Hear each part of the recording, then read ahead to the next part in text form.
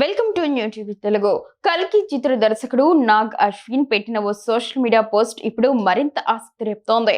ఈ వివాదంపై పరోక్షంగా స్పందిస్తూ ఆయన చేసిన వ్యాఖ్యలు వైరల్ గా మారాయి. కల్కి సినిమాలోని ఓ కీలక సన్నివేశానికి సంబంధించిన వీడియోను ఆయన తన ఇన్స్టాగ్రామ్ లో పంచుకున్నారు. అందులో కర్మ నుంచి ఎవరు తప్పించుకోలేరు, నీ కర్మను నువ్వు అనుభవించాల్సిందే అని కృష్ణుడు అశ్వత్థామతో చెప్పే డైలాగ్ ఉంది.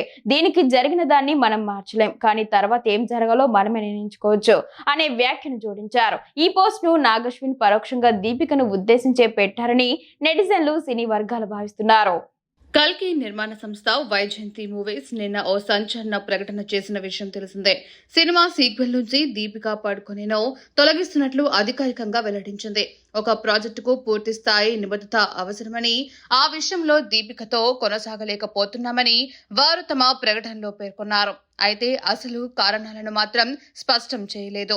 అయితే ఈ నిర్ణయం వెనుక బలమైన కారణాలు ఉన్నాయని ప్రచారం జరుగుతోంది.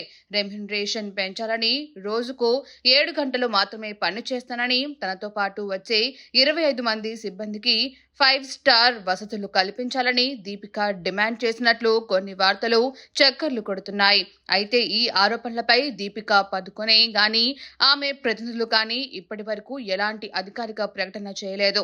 ఈ మొత్తం వివాదం సోషల్ మీడియాలో హాట్ టాపిక్ గా మారింది. నాగ్ అశ్విన్ పోస్ట్ ఈ చర్చకు మరింత ఆజ్యం పోసినట్లయింది.